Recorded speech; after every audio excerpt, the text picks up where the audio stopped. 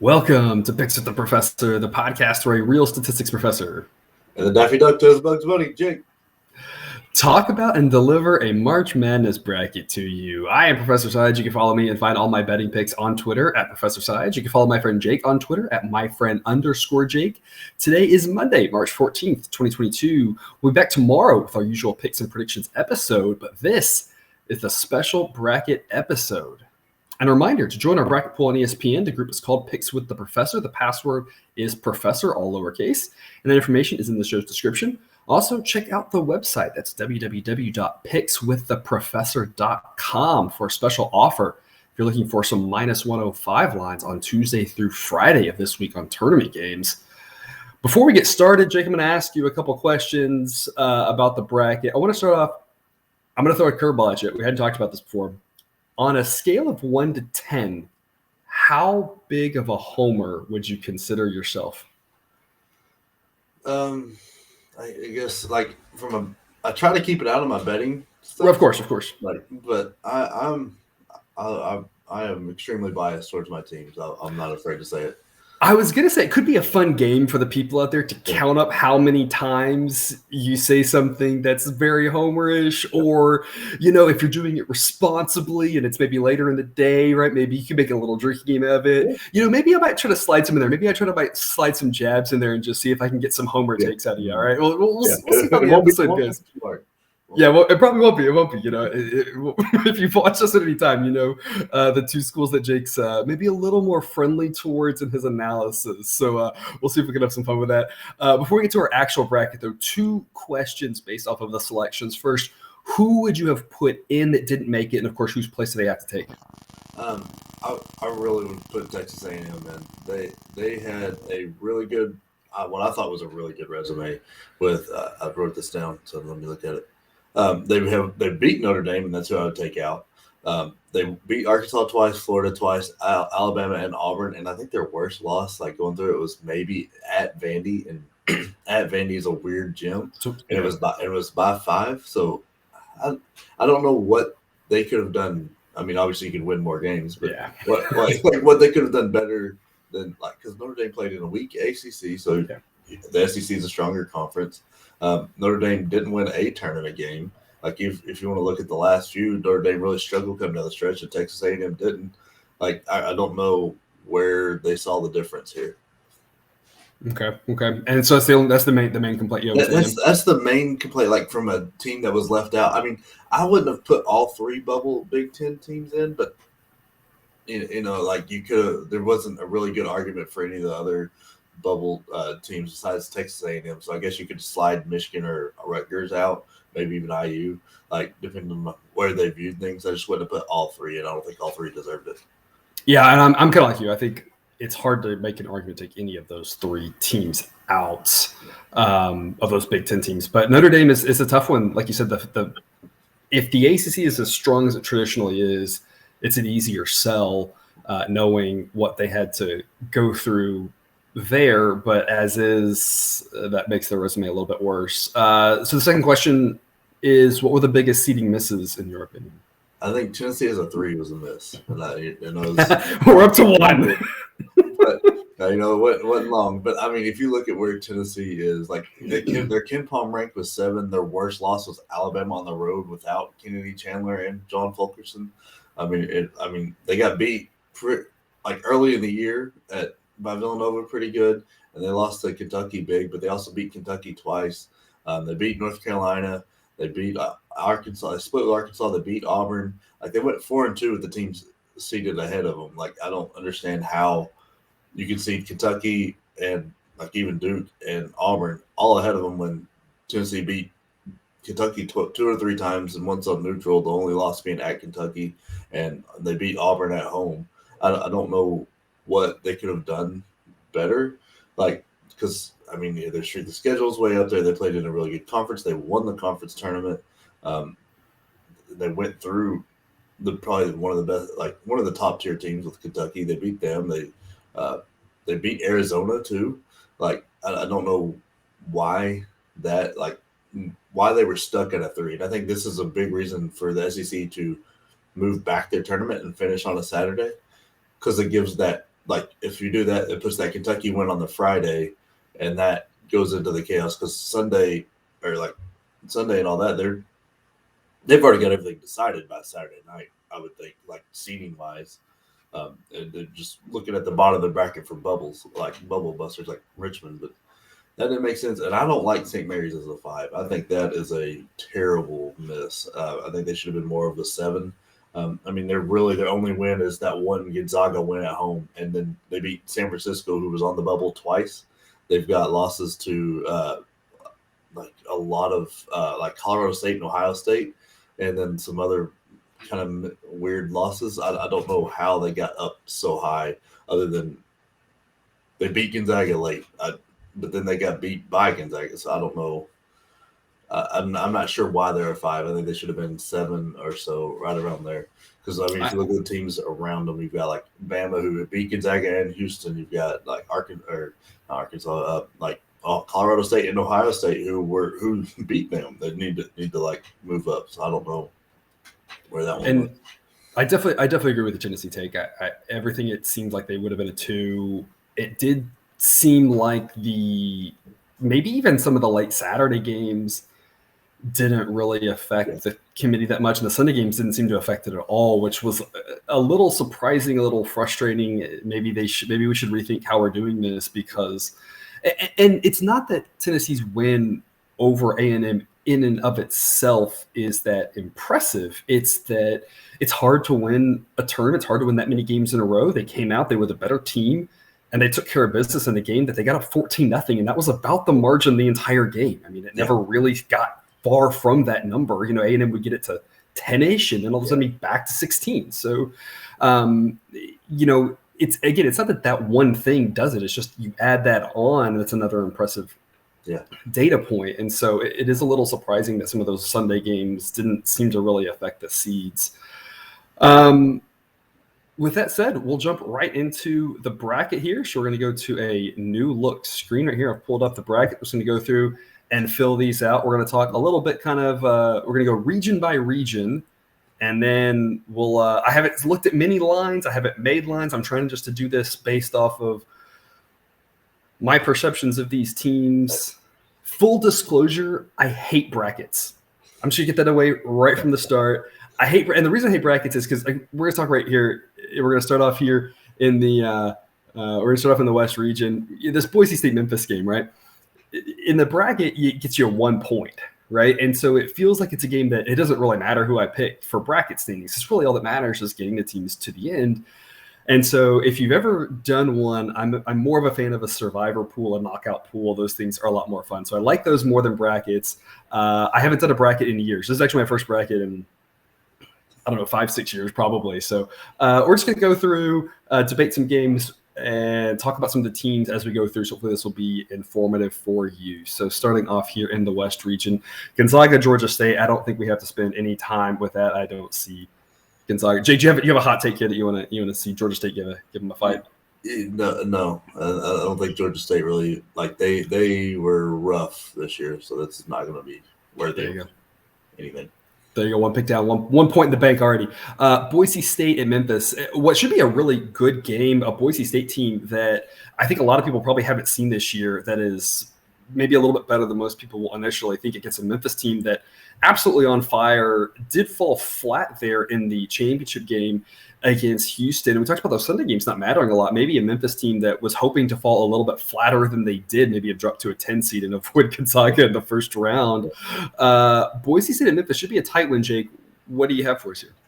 Man, this was probably one of the hardest first round games when I'm looking at it. Like, it's just going to be really hard to pick because Memphis is, like we said, Memphis is playing well. They weirdly came out, but like I said, they swept Houston before that, so it's really hard to beat a team 3 times. And Boise State is a very, very good defensive team.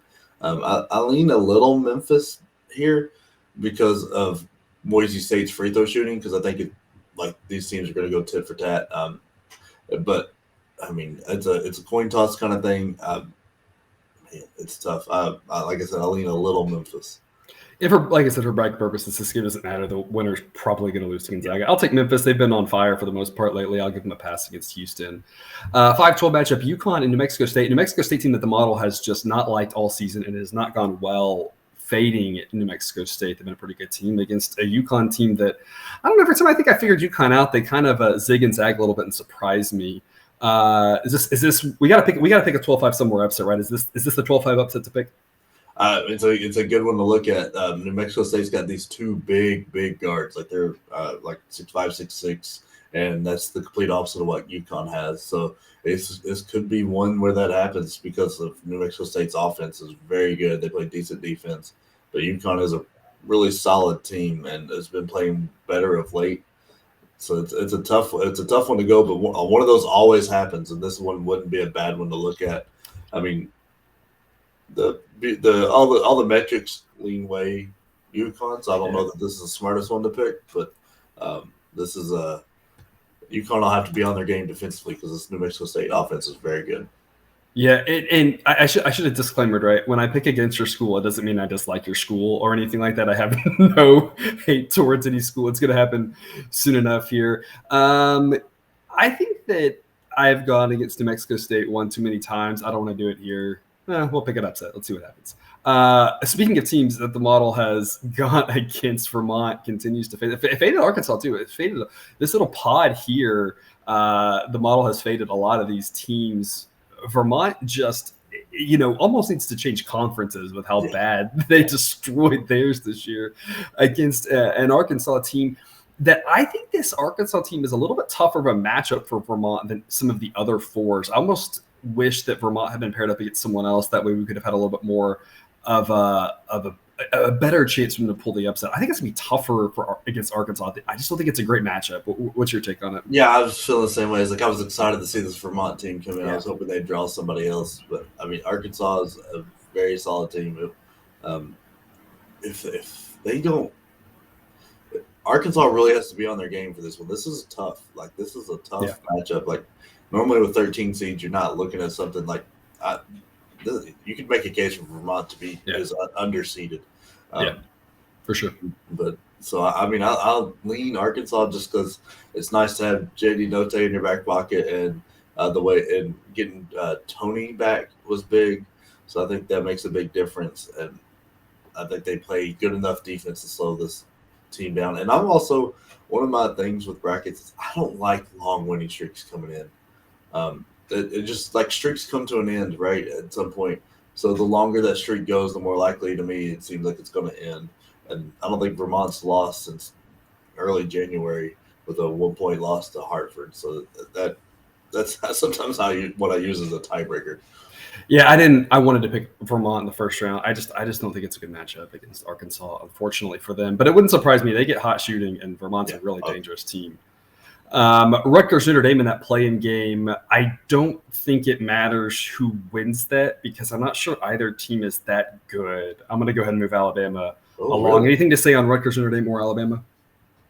If Notre Dame wins, I think it's Alabama. If Rutgers wins, that's an interesting game because Rutgers will slow that down, and if Alabama's not got their shots going, if Alabama keeps playing like they did at the end of the year, that'll be an upset. I think if it's Rutgers. I think the other 11 match or the 12-12 match if they're playing game offers a little bit more chance for an upset. Rutgers I just think is too one-dimensional. And so many of their good performances have been at home. Not that they didn't deserve to make it necessarily because talking about resume, but just in terms of how good they actually are. If they got to play a game at home, I would not want to play them. But being on a neutral side, where's that one at? The play-in game obviously would be in Dayton. I do not know where Alabama's playing. Where that pod is. San Diego. San Diego. Okay. Yep. Definitely not beneficial to anybody in that pod. Texas Tech, Montana State. I would feel confident taking a 14 at some point just because we've seen it happen, but I don't think they're going to be able to beat Tech. Davidson's not ready for that defense. Yeah. Michigan State, Davidson team that just on fire there again, just kind of couldn't quite finish the deal versus a Michigan State team that, Izzo in March, it seems like they either lose in the first round or they make the Final Four. And that's not obviously exactly accurate, but it seems like those Michigan State teams either way overperform and they do fantastic and he's got them ready to go, and or they just kind of fall flat on their face early on. What's your take here on Michigan State Davidson? Yeah, I don't like this Michigan State team. I don't think it's good. Not that Davidson's that great. I think Davidson is a good school, and I think they're a good team. But man, I don't like this Michigan State team. They turn the ball over too much. Davidson doesn't turn the ball over. Michigan State's offense can disappear at times. The biggest advantage though is Bingham Jr. If he stays out of foul trouble, Michigan State can pull it off because he can step out and shoot, and he's also 7 foot and athletic. And Davidson really doesn't have a counter to that. But I mean, the way Davidson shoots, if it's close at the end of the game, you'd especially lean Davidson because of the way the free throws go in. And this is a pretty big matchup because the winner should have an easy route to the Sweet 16, only having to face Duke the next round, right? Yeah, it's super easy. Yep. I'll take Davidson. I think that, like you said, they are a team that is more fun to root. The bracket's about fun, right? Yeah. Davidson team that's much more fun to root for than against, in my opinion. So it's I'll ride with Davidson there. That takes us to the second round here, Gonzaga and Memphis. I feel like as a principle, like I'm just going to take Gonzaga. I'm going to take all the 1 seeds to make the second weekend. That usually happens. I'm trying to play this. I'm not going to go straight chalk, but I'm trying to play this relatively smart. Any parting words on Memphis, because this is the last time we'll talk about them on this episode? Not really. I would like them to pull this upset off if they had better defensive numbers, because especially guard wise, that's where Gonzaga's weak, and I don't think they have it. I think they try to run. If they start running, that's going to be deadly to them because Timmy and Chet can run. So I think that's where this comes to an end. Arkansas, New Mexico State. Can we see a double-digit seed here make the Sweet 16? If they get by UConn, they stand a good chance. But I lean towards this Arkansas team in this matchup just because the way they play defense, the way Jalen Williams is playing. I like this Arkansas team. I think they play well. They play together well, and it's always nice to have the best player on the court, JD Notte. I am fascinated to see what my numbers say about this pod, considering 3 of the 4 teams the model has just hated all season long. Yeah. I'm really curious to see how that goes. I'll play it safe here. I think Arkansas is a pretty good team there. Alabama and Tech should be a fascinating one as well. Not really a clash of styles specifically, in that Tech, like we talked about before, doesn't necessarily want to play slow, but of course brings a suffocating defense to a Bama team that wants to both shoot and run. If we do indeed have that matchup in the second round, it should be a really good one. Yeah, this should be fun to watch. It's not style; it's like philosophy. It's like speed and defense versus we're going to shoot in the first 10 seconds of the shot clock, and hopefully we hit more than what you do, kind of thing. Yeah. I don't like Alabama. I don't think they're pulling it off. I don't think they're gonna. I mean, if they get hot, they can make a run to the championship, but I just don't see that happening. And I think Tech's got this one. So this is, and I'll give this here for your listeners. You probably filled out a few brackets, so you're probably already thinking about this. But in case you aren't, always think about how big your pool size is. You know, especially if you've got a few dollars on it. You know, if it's the office pool and you really got a ton of bragging rights. If you're in a pool with 100 people, picking Alabama to make a run isn't the craziest thing because it's going to differentiate yourself, and it's very possible they do, like you said, if they get hot. If you're in a pool with 10 people, you probably want to play it a little bit safer, because you don't want to pick Alabama to go deep, knowing that if they go cold, they could lose in the first weekend. And so I'm not going to play the average that, get them out of the first weekend, but I think Tech is a pretty good team. And then Davidson Duke, as much as it is fun to root for Davidson, I'm going to go chalk here for the Sweet 16 and call this a 1, 2, 3, 4. Wow. Yep. The whole chalk there. Yeah. Well, I got a 12 seed going to the second. We'll do some crazier things with some of the other. Or maybe we won't. Maybe I'll just go straight chalk and just be like, whatever, it is what it is. I know. I've seen some of y'all probably seen this too. Someone throw a bracket out there in a pool and it just like call it the chalk bracket and just take straight chalk and just see. And that bracket usually gets like third or something like that. So you don't want to go. It's fun to go crazy, but you don't want to go too crazy, right? If you pick like every upset, it's not going to go well for you. Same thing here, though. I think Gonzaga and Duke are just the 2 better teams, and I think it sets up for a pretty good Elite 8 game here to make the Final Four.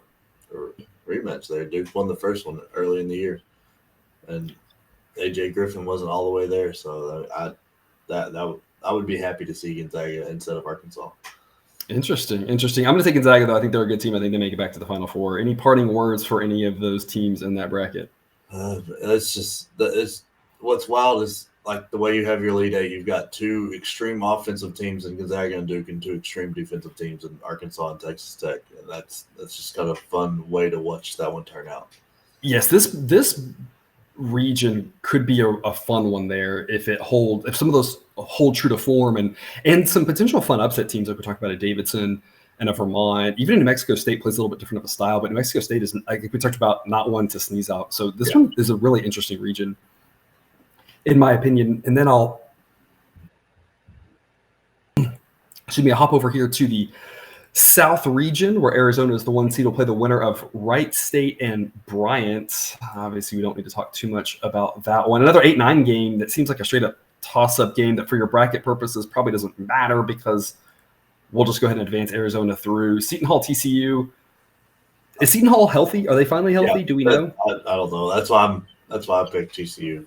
I'm going with TCU as well. TCU is a very solid team, and they actually had some upside there at the end, beating Texas, beating Kansas at home, and then hanging with them in Lawrence. So, I mean, TCU's a little frisky. I don't think they can handle Arizona there, so I'm just going to bump Arizona on through. 5-12 at Houston, UAB, a Houston team that, like I mentioned yesterday, I do not know what to make of them. Every time I've written them off, they've looked great, and then when I thought they've looked great, they've been. So if you're a Houston fan, right, you want me to pick UAB probably because I've just been wrong on this team all season. It seems like the underlying metrics love Houston. Houston's a great team. I just don't know about their depth in the second day. I don't know about the depth if they get in foul trouble. I mean, there's just some huge question marks there, but a team that's good enough to make the Final Four again. Can UAB pull the upset? Is this a 12-5 we should be looking at? Yeah, I think it is. So UAB, a lot of people haven't really paid attention to them this year. They've got a guy that's gone for 43 times this year, which is really good. They've got Andy Kennedy, who's a great coach who got ran out of Ole Miss for no reason, really. Who, like, he was having a winning record, taking him to the tournament. They're like, yeah, we don't like that. We don't like success. And kind of ran him off. And so I don't understand that. Like, their team is built of mainly transfers, but not transfers from, like, small schools. It was, like, big conference guys that went down a little bit. So they're used to playing in these style games and playing with games that matter. And I think Houston's depth kind of comes to get them here, and especially if Fabian White's not at 100%. Like, I think I'll lean UAB here. Yeah, I'll go Houston. No, fine. Illinois, Chattanooga team that we've backed all season. I love this Chattanooga team. I hate that they're going up against Illinois because Illinois will probably lose. All of these teams will probably lose, right? 67 of the 68 will lose. But it's tough to look at Illinois and figure out when they're going to lose, because if they just stick to the fundamentals of just feed the big man, I don't know how you really beat them. I think the best you can hope for is hanging in close and getting a toss-up game because he's such a mismatch. But Illinois has shown that they don't necessarily always want to do that. And so I don't know if that's the players or the coach or what it is. So Illinois is just a team that on paper looks unstoppable, but when they play the game, somehow seems to blow it. This is one that I feel like if you're looking at 4-13 upsets, Chattanooga is not another one not to snooze at. What do you think? Yeah, I kind of like it. So there's two reasons behind that. You're not going to get Big Ten refs, right? And the Big Ten is loaded with big guys, and so those refs are used to that. When you start bringing in other conference people, like, and this sucks for them, right? Like, especially people like Edie and Kofi that are just so much bigger than everybody else. They're going to pick up some random fouls that aren't actual fouls, but just look or fouls because they're tall. And I think that really hurts Illinois in this situation. And like what you were saying with how they fall away from him, I think it has a lot to do with how teams have played. They're like, okay, we're going to make it hard for you to get the ball to Kofi. And then they fall in love with a three and they miss a few. And I think this Chattanooga team, like, they've got NBA talent and Malachi Smith. And obviously Baptiste can hit from the logo in a triple team. We saw that. So they've got him too. And they also have a 7-footer that you can at least maybe get in Kofi's way. So if you just make life hard on him, I think they've got a good chance to pull this one off. Yeah, I think so too. I'm going to go with the upset here. I just Illinois can absolutely make the Final Four. They can absolutely lose in the first round. We'll have some fun here, and I'll take Chattanooga. Colorado State, Michigan. Interestingly enough, a Michigan team that the metrics have as much better than an 11. They've had a disappointing season, some ups and downs with the coaching situation as well, against the Colorado State team that I feel like got a bit of a bad draw here. What's your take on this game? It really comes down to Michigan's guards, like we've said all year. If the guards can play well and hit some threes and stuff, they win this no problem, because Colorado State really doesn't have an answer for Hunter Dickinson. But if those jump shots aren't falling and they're turning the ball over, Colorado State will take advantage. I mean, Colorado State's not a good defense by any stretch, but they're really good offense, and so they're going to at least make them work.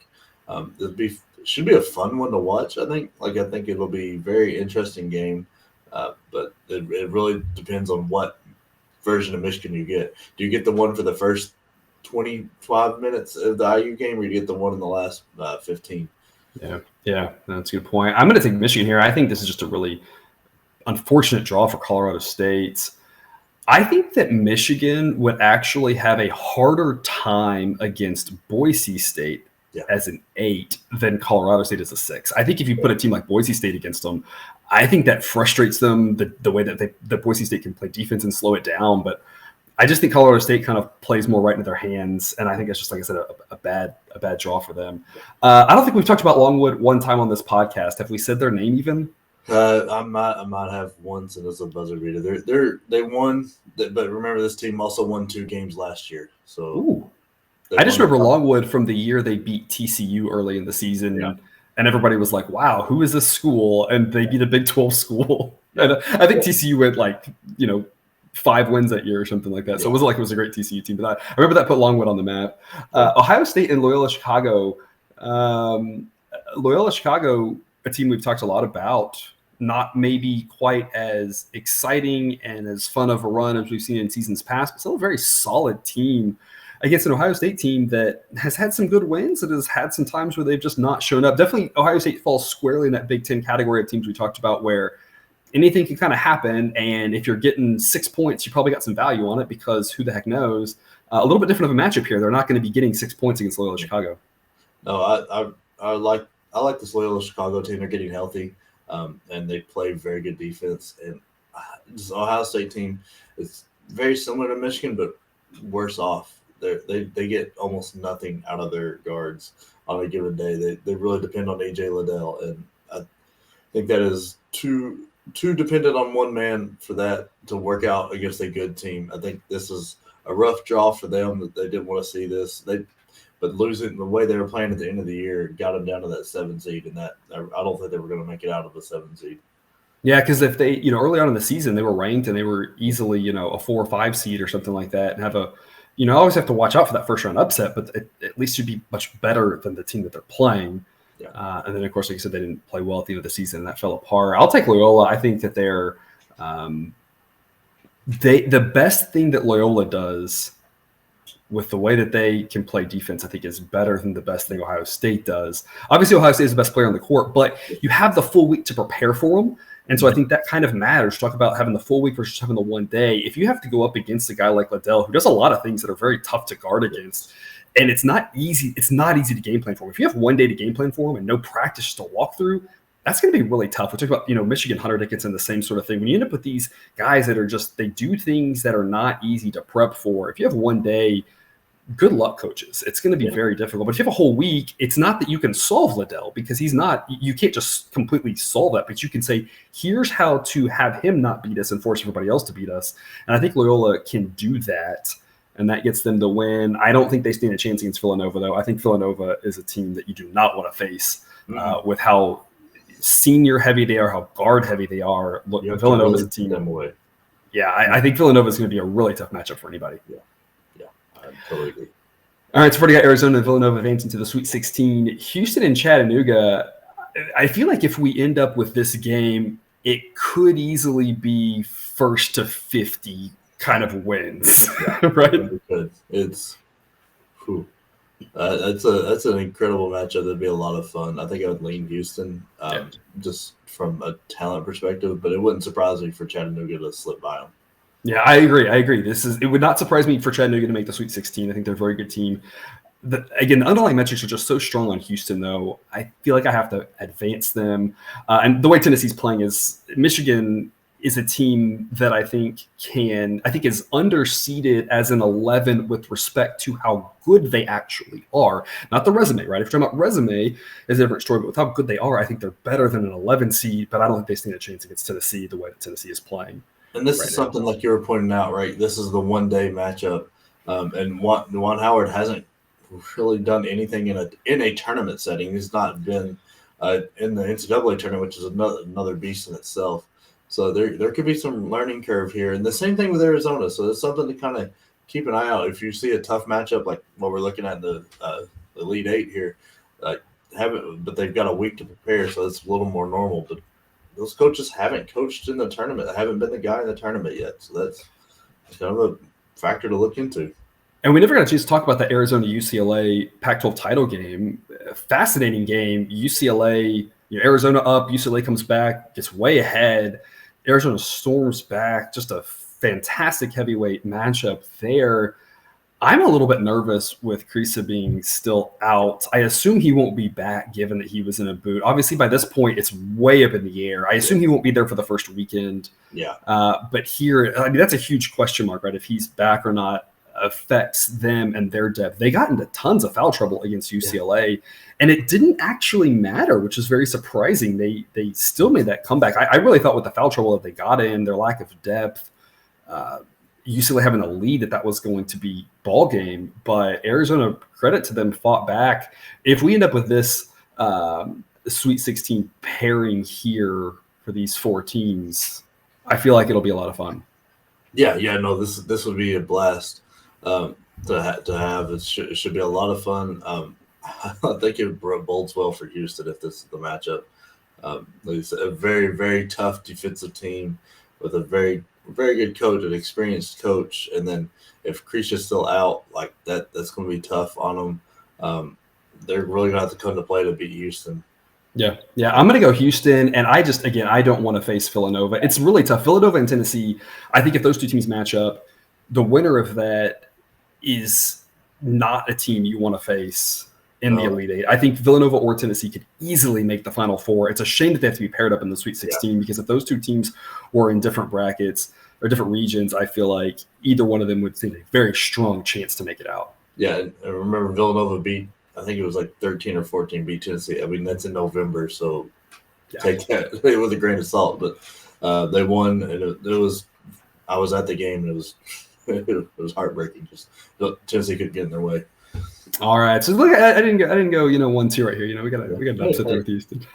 And that'll take us to the East region here. Also another tough region. We'll save the Midwest for last, where the Midwest has, not quite the depth that the other regions do. Obviously, Baylor should get by Norfolk State. Norfolk State's been a fun team to back. It's unfortunate that they weren't either in the play-in game so we could have some fun with them on Tuesday, Wednesday, or at least didn't get to a 15 where maybe you can talk about them being a 2. Again, not that a 16 can't beat a 1. We have seen it that one time, but that was just such a perfect combination of a Virginia team who, while being fantastic, wanted to play as few possessions as possible, which is exactly what you want.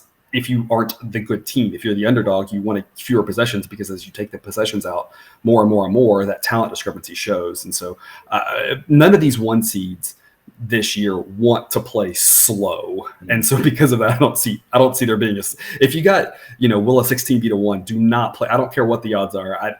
This is not the year for it to happen because it's not the right matchups. Yeah. Unfortunately, because it's obviously a lot of fun to pull. It might be fun to put $1 on it, just so you have bragging rights that you called it. But I think it's more fun if you do that, to take $1 and video yourself doing this and just light it on fire, because who gets to light money on fire? Because that's literally what you're doing. I think if you're betting a 16 over 1, and honestly, I hope a 16 beats a 1 now, because if so, then this clip can go viral. Marquette and North Carolina, 2 teams that we'll talk a lot about for the first round matchup. I'm probably going to struggle to get by Baylor. in the second round, though. What do you think here on this one? Man, I lean Marquette here. I don't think it's a good matchup for North Carolina. They match up well and they run the same kind of pace, and teams that do the same thing as Marquette, they've done very well against.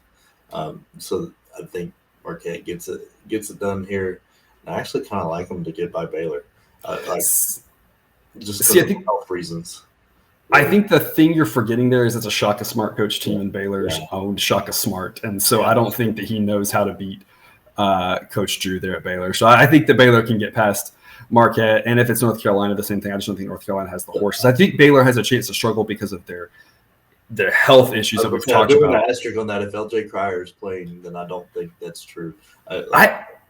Cryer feels like a guy who's going to be a game time decision forever and just never come back. Unfortunately, I hope I'm wrong. I hope everybody gets healthy, right? Because it's more fun when everybody's healthy. You beat everybody at full strength. You never want to win when the other teams have available. But unfortunately, I feel like I'm setting the expectation if he's never coming back, and then hopefully I'm wrong about that. St. Mary's versus Wyoming or Indiana. Wyoming is a team that the metrics do not like. If you straight power rank Wyoming, they're not in, I don't think anybody's like top 50. They're probably not anybody's top 60, but they kind of constantly overperform against an Indiana team that coming into this, I would have said only knows how to lose close games, but won a couple of close games here recently. And I'm going to say they took Iowa to overtime. Look, I saw that ball go in, but I'm gonna say they took Iowa to overtime there and maybe have a chance to pull that out because there was no way that shot should have gone in.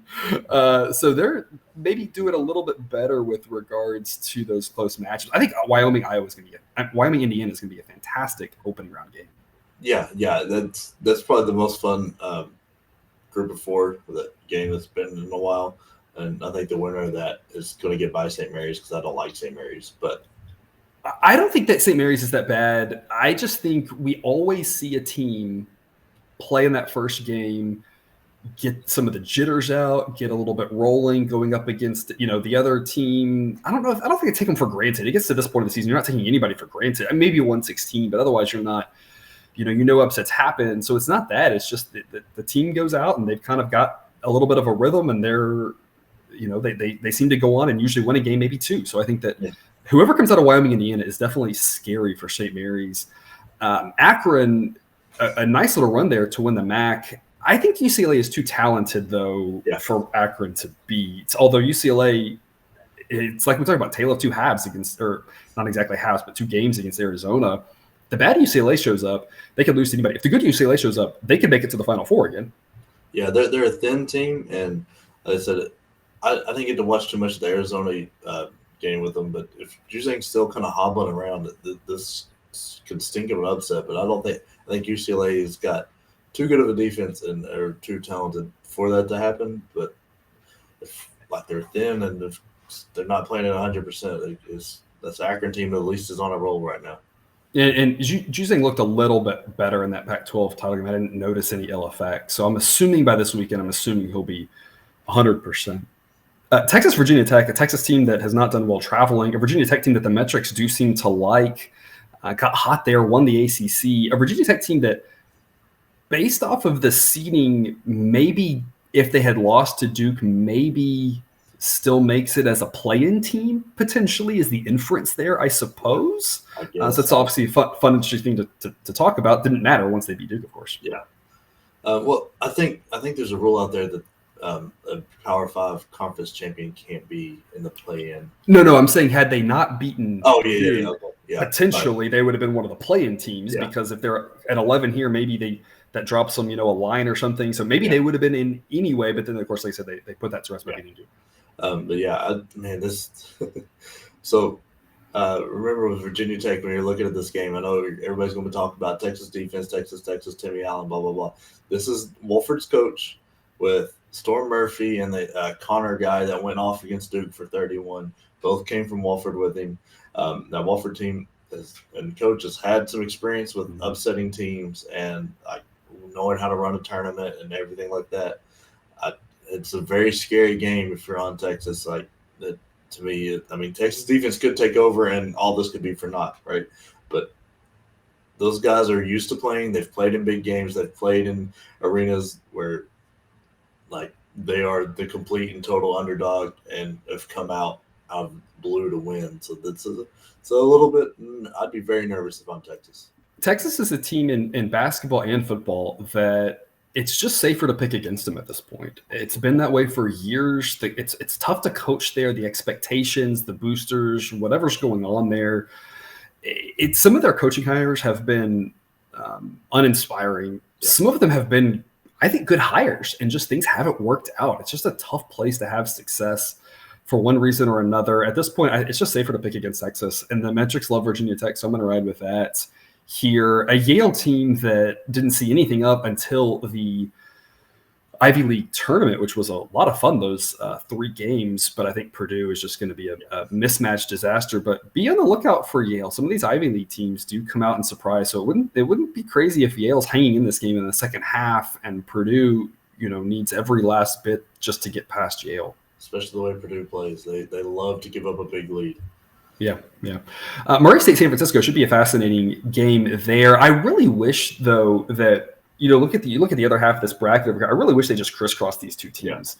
Yeah. Let Murray play Miami and let USC play San Francisco. The committee does this every year, though. They love to pair up the small schools and love to pair up the big schools. I wish they'd crisscross it. And look, hey, if the big schools win and we have nothing but big schools later on, that's fine. They deserve it, right? They've won those games. If the little schools win, we get nothing but little schools, that's fine too. I get why they do it. They do it because they want to ensure that, of course, we get a small school in the second weekend, and they ensure that we get a more blue-bloody, popular team in USC Miami. But I wish they'd crisscross those. Murray State, San Francisco, 2 teams that if you haven't had a ton of chances to watch them, probably this season, they're both a lot better than you probably think. I just can't pick against Murray, though, at this point. Well, remember, I believe Brown and Williams from Murray were freshmen on that John Morant team that made a run. So they've got a little bit of experience behind them. San Francisco obviously doesn't. They haven't made a tournament since '98. And I'm not 1,000% sure they deserve to be in, but that's a different topic. And on top of that, Murray, a team that resume-wise you could have easily said deserves to be a 6, even a 5. There's some different metric systems up there that have them as a top 20, top 25 teams. So could have easily been a little bit higher. I'm not saying it's a horrible thing. It's not the end of the world. It's just they're a very strong team there for a 7. I've already got Baylor through here again. If it's Shaka Smart, as good as a job as he's done at Marquette, I think Drew knows exactly what Shaka's trying to do and can handle that. I think whoever comes out of this first 4 game, I think advances into the Sweet 16. I just don't trust UCLA. And Virginia Tech Purdue, I feel like, is a game that literally anything can happen. I think that I'd take Kentucky or Murray State against either Purdue or Virginia Tech. I feel like I take the winner of this game against whoever comes out of this. Not to say that Purdue's not a good team, they are. Obviously, we've seen Virginia Tech make a run, but I like this Murray State team, and Kentucky is so talented. It's hard to pick against them. Yeah, my only qualm there is with Kentucky, man. If they don't have the outside shot going, if they run into a team that plays some defense like they run into Tennessee, or like they don't have that outside shot going, they can disappear quick. And like I pointed out with the refs, it's a little bit different with Oscar Tshiebwe since he's gotten so much publicity about Player of the Year and all this stuff. They'll be a little more lenient with him. But you get somebody in there that's calling it tight, that could be real. They have a bad shooting night. Kentucky could go out quick. But I don't see that happening because Ty and Severe Wheeler can really do well, but it's just something to kind of look out for.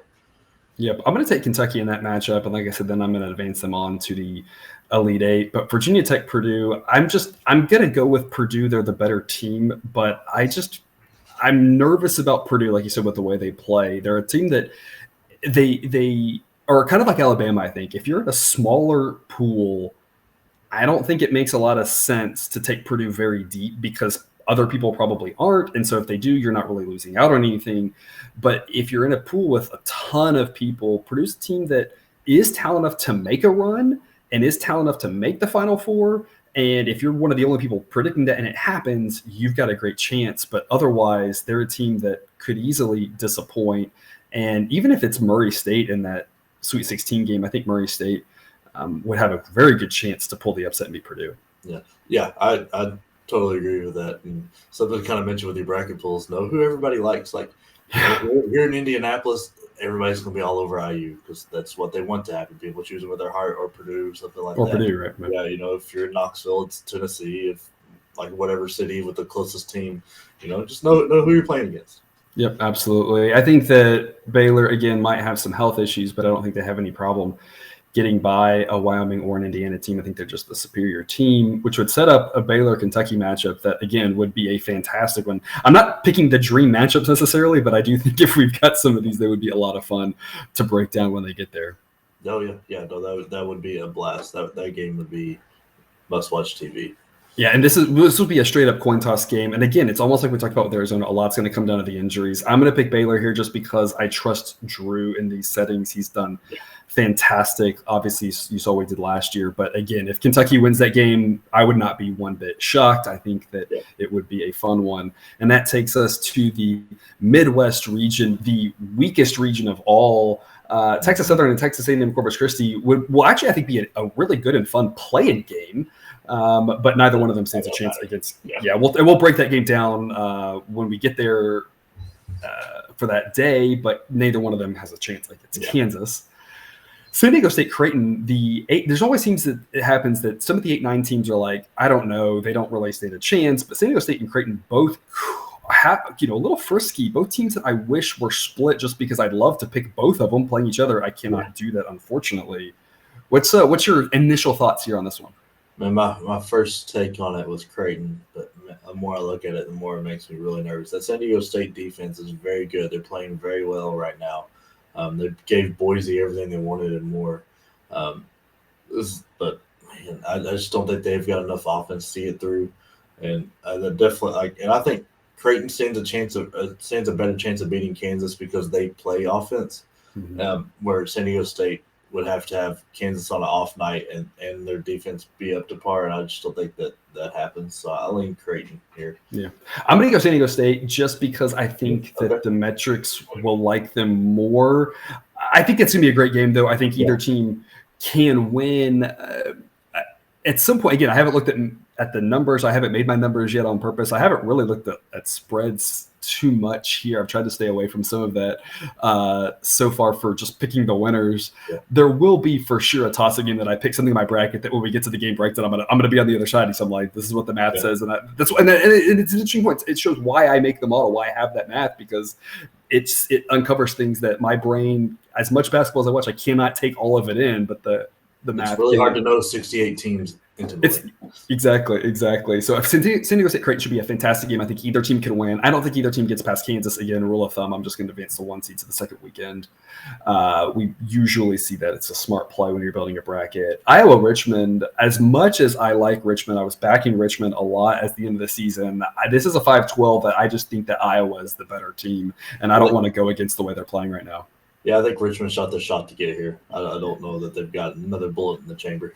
Yeah, and Providence, South Dakota State, I think that this is actually like a coin toss game. And I can't believe I'm saying that about a 4-13, but the metrics don't like Providence, and it kind of showed in some of their losses. You're going to hear me say this, and you're going to say, look at all the wins that they've gotten. They've won the close games or whatever, but that's just in general not a metric that tends to hold up over time. When they've lost big. When they've won close. And historically speaking, that's not to say this Providence team can't do it. If you're for Providence, they had a magical year. Soak it in. It was a lot of fun. Fantastic coaching job there by Ed Cooley. But in general, we have enough data that says teams that lose big and win close predictively going forward tend to not be able to keep that magic alive. South Dakota State's a team that I wrote at the end, and I think they can get it done here. This is a team I do not want to face. Horrible matchup here, in my opinion, for Providence to get a 13 that's deadly as South Dakota State. Yeah, the offense that South Dakota State has is just nasty, and I wouldn't want to see them.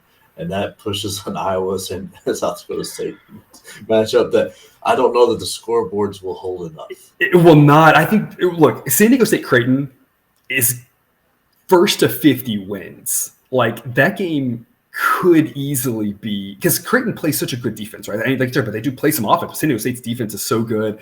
I think this is a first to 50 wins. Iowa South Dakota State is both these teams could have 50 at the half, and I'd be like, yeah, that seems right. I mean, that game is going to be, if we can get that matchup, oh my goodness. That's going to break the model with regards to the total. I mean, what would you have to make that total 100, 165? I was thinking 170, whatever the number, and I'll tell the story here. Cousin Jerry and I were in Vegas many years ago. There was a first round game. It was North Carolina. Go back and look at the score. If it was North Carolina, Long Island, and I don't remember what the total was, and I don't remember what the final score is. It's the story of every year the fish that you caught. You know, it was this big, and then it was this big, and then it was this big. Right, it gets bigger and bigger. So I don't know what the actual numbers are, but Cousin Jared and I saw the total. It was like 162 or something like that. It was a high total. We were like, there's no way in a tournament game, these teams in a neutral site, they're going to feel each other out. So Cousin Jared and I, we bet the under on that game. And I don't know how many points were in that game, but it was probably about 350 points were scored in that game. I mean, like the total got blown through in the first half, basically. I feel like that's what's going to be this Iowa South Dakota State team. The total's going to be really high. People are going to say, oh, we've got to go under these teams, whatever. But you can't make that total high enough for me to feel confident about an under in that one.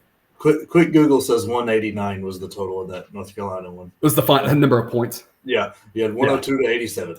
Yeah, I was pretty sure they got to 100, and 100 and almost 190 points in a tournament game is a lot. And we bet under but the bookmakers could not make the total high enough in that game. Would be a fantastic matchup there. LSU, Iowa State. Two teams that have been a little up and down all season long, have had stretches where you've really wanted to back them, stretches where they haven't really shown up. Iowa State, a team that played so strong, was looking like they'd be, a 4 or 5 seed for a while, and then really fell asleep at the wheel and maybe missed the tournament, and it kind of sneaks in as an 11. Yeah, I think they're a little bit of a dangerous 11 with the way they play defense. If at any point, if they get any offense going, they can win a game. It's just that offense just disappears. I mean, anytime you're outscored by the clock in a game, that's just not good. And, and Iowa State's done that a couple times where they're getting in the 30s for a 40-minute game, and it's just makes me nervous. I mean, this game is the complete opposite of the Iowa South Dakota State team matchup we just had. This game could end up in the 40s very easily. I feel like this whole bottom half is a little weaker. Yeah. Wisconsin as a team, is Johnny Davis healthy going forward? Do we know at this point? He played in the last game, but he did not look good. So maybe an extra week or so gives him enough.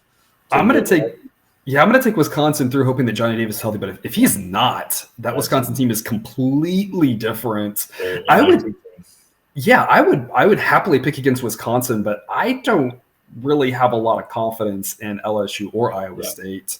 I'm going to go with LSU. The numbers have liked LSU all season, so I'll stick with that. But anything can happen in that game. And if Johnny Davis isn't healthy, anything can happen in the next one. I think it's a lot weaker of a setup. I think Auburn's got a pretty easy path here down to the Elite Eight, which leaves us with USC, Miami, two teams. Miami, one who's both teams really kind of gotten lucky relative to the metrics. Both, some would say, a little bit fraudulent. Yeah, this is a fraud game for sure. I don't like USC. They don't show me enough, and I think Miami has at least Larinaga, who's consistently done well in tournament settings, and they've won some of these close games and pulled it out. And then I always like being able to depend on guards when it comes to tournament time versus a big guy. So I'll lean Miami. Yeah, I think that makes a lot of sense. Also, kind of a coin toss game. You don't know which team's going to show up for USC. If the good USC shows up, then they can get that done. If the bad USC shows up, they probably get run out of the building. So a lot tougher of one to feel confident on. Again, for the bracket, though, thankfully, they probably lose to Auburn the next round, so it probably doesn't matter. I think this Iowa and South Dakota State game would be fantastic. I just can't pick against Iowa right now, which would set up a fantastic Iowa-Kansas game as well. What would your take be on that one? I think, good basketball. That's your take. It's very, very good basketball. I would love to see that. I'd love to see Abaji and Keegan Murray duel. Yeah, that would be so much fun. I think the secondary and the third guys for Iowa are better than the second and third guys for Kansas, because Like they did this to IU, and this was fun to watch when I was at the game. They put Keegan Murray at the 5 and had his brother at the 4. So Trace Jackson Davis and Race Thompson had to chase them around the floor. Well, if you do that with Kansas, you've got a worse, elite, less athletic guy in McCormick or Lightfoot having to chase one of those two guys around. And you saw what happened. Keegan Murray hit 8 threes. So that I think that's a deadly matchup for Kansas. I don't think they get through it. I just don't want to go against Iowa right now. I think that they have a good chance of getting out. So I'm going to take Iowa to make the Final Four. Really? Yeah. I got to do something weird, right? Got to throw something out there. But this one, if Auburn, the middle of the season Auburn team shows up, I think they're very good. My take on Auburn, though, is I think Auburn's the weakest 2 seed. I think that the metrics haven't liked them all season, and we kind of saw it at the end that them being the number 1 team in the country was a little bit of a mirage. And that doesn't mean that they didn't deserve it based off the resume. I'm not trying to come up with a hot take here. I'm just saying that the underlying numbers behind Auburn were this team isn't quite as good as they've played, which is fine. You can't take the wins away from them. But then going forward, we saw them struggle a lot at the end of the season. And I think the truth is somewhere in between. They're not quite as bad as that team that lost A&M there in the tournament. But was it A&M that beat them? Yes. Yeah, they're not quite that bad, but they're not number 1 team in the country yet. So I just think they're one of the weaker 2 seeds in the tournament. So I think they're very vulnerable. Wisconsin, a team that can make the Final Four if Johnny Davis is healthy, but I have no idea if he is. Kansas, a very good team, but I just think Iowa, the way they're playing right now and the way that they can score, I think their style of play also lends itself to March Madness because, like you talked about with the refs, they aren't reliant on big guys getting hacked. They just want to run up and down the court and score, and I think that's going to help them out a little bit here, be better to get out of the Big Ten play and into tournament play. I think Iowa's got a real good shot at making the Final Four, which sets up Baylor Gonzaga, a rematch of last. Again, I didn't plan this out, but a rematch of last year's championship game would be fantastic. Gonzaga with a lot of revenge on their minds. Does Scott Drew just know how to beat this Gonzaga team, or can Gonzaga make it back to another national championship game? Man, if this is the matchup, I think Gonzaga gets it. The where Baylor is weakest right now is big guys, and that's where Gonzaga is strongest. Like, it's be a fascinating matchup because you've got that. Like, if it was in the same scenario last year and Baylor didn't have the big guys, I would still go Baylor because of how good defensively their guards were. Yes. But their guards this year aren't that as good defensively, and that's where you have to beat Gonzaga up. And I don't think they can do that this year. I think Gonzaga gets a modicum of revenge here.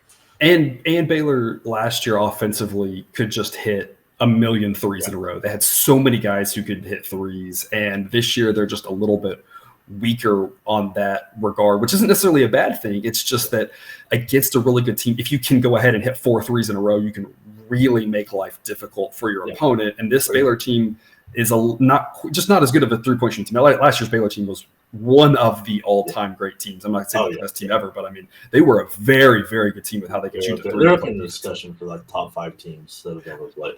I agree with you. I think Gonzaga can get it done there. And like I said, I just don't want to pick against this Villanova team. I think they've got a really good chance to make a very deep run, which would set us up for a Gonzaga-Villanova championship game. What would your take be here? See, this is where, like I said, it's kind of the same thing as that Baylor matchup, but this is where you have better guards defensively, and Eric Dixon can hold his own down low. And especially if that freshman guy, I can't remember his name, from Villanova starts playing and gives them a 7th man on the bench, I would take Villanova here. Their guard, like Colin Gillespie's going to beat up on their guards a little bit. Like, he posts them up and plays really good defense. And Slater and Williams and all of them are very good. Jay Wright's an extremely good coach. And you have to put Villanova away to beat them. Like, at the end of the game, like Creighton found this out. Creighton kind of took off on a little bit of lead, up 5-6 or something like that. At the end of the game, here comes Nova storming back because you have to put them away. You can't let them sniff around. Yep, I agree. I'm going to take Villanova here for my title. I'm going to say 68-62. And we're going to lock that in for the bracket. We're right at an hour here, so we got to get out of Dodge before we hit that extra, before we get over 60 minutes. So that's all we've got for you today. Thanks for tuning into this special episode of Picks with the Professor. If you haven't done so yet, click that subscribe button to ensure all the college basketball content dropped right into your feed. We'll be back later this week. We'll break down every game. We'll do normal episodes. We'll do bonus episodes. We'll give you all the content that you need for the tournament and to give you betting success. But until then, remember, you need your betting money, but please don't bet your eating money.